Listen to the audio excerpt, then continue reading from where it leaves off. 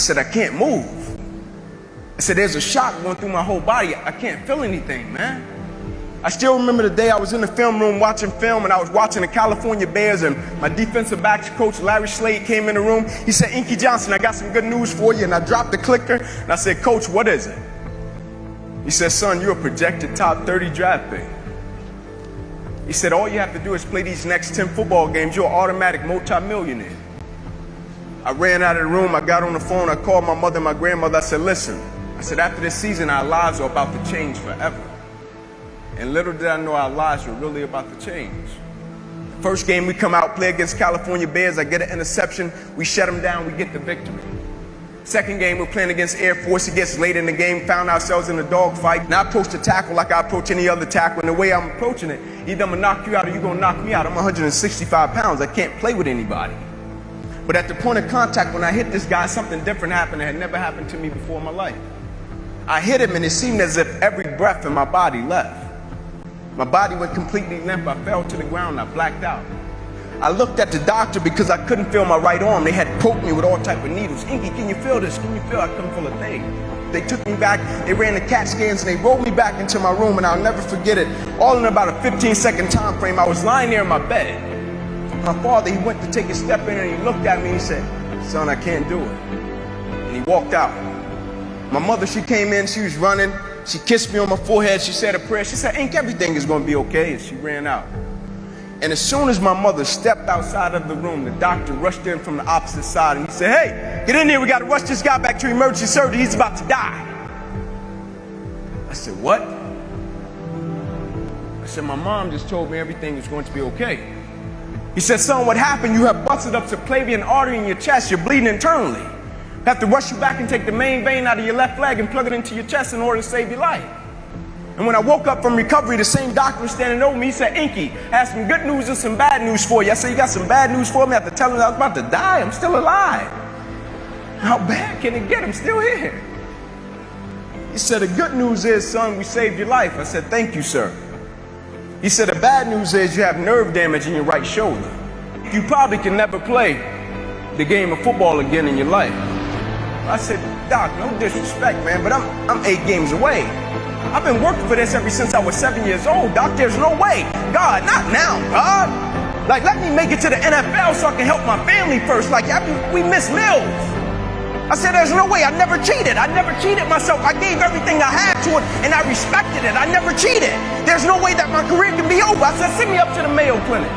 And after several visits, I'll never forget, this is when reality set in. It was me, my mother, my father in the room, and the doctors came in. They said, Inky Johnson, here's the deal.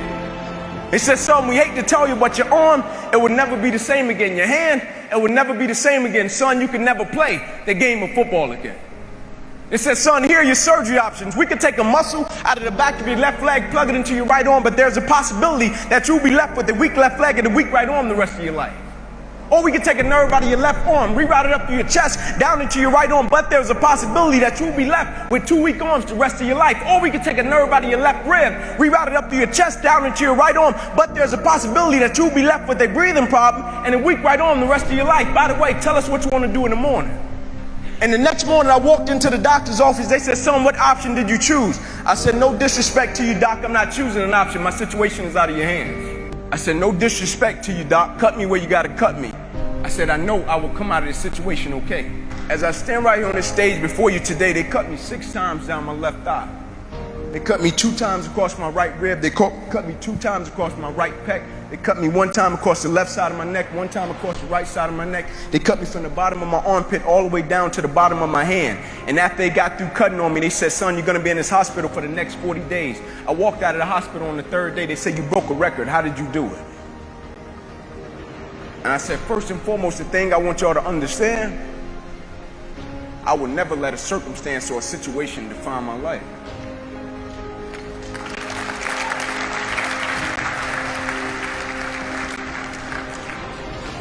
But most importantly, you know what I had invested? I had sweat equity. I had been working my whole life. And what I didn't understand, by being determined to chase something, by being committed to it, and what commitment is staying true to what you said you were going to do long after the mood that you have set it in has left. You see, people think commitment is saying, yes, I'll do it on the days when it feels good. But I had been committed to everything that I ever started in my life, and I never stopped and I never quit it. And so by being committed to everything that I started, I finished it. It built a certain type of spirit. It built a certain type of mentality. It built a certain type of individual. And so now I couldn't quit even if I wanted to. I couldn't lay in the bed even if I wanted to. I couldn't stop even if I wanted to. I had too much sweat equity in my life and everything that I was doing.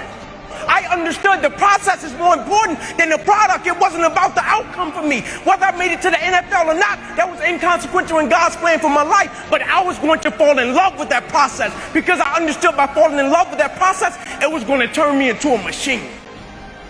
A lot of people need a little extra money to get motivated. A lot of people need, whatever the case may be, a little bonus to get motivated. I don't need anything but breath in my body and life.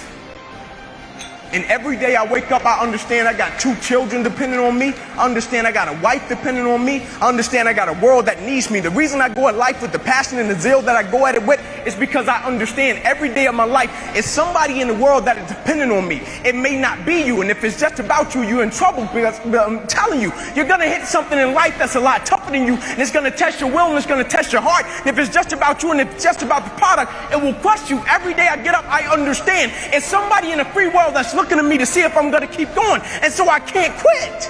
And so I went back to school the next week after they had just saved my life. I was back in class. I had to learn how to write all over again. I had to learn how to walk all over again. I had to learn how to tie my shoe all over again. I had to learn how to bathe all over again.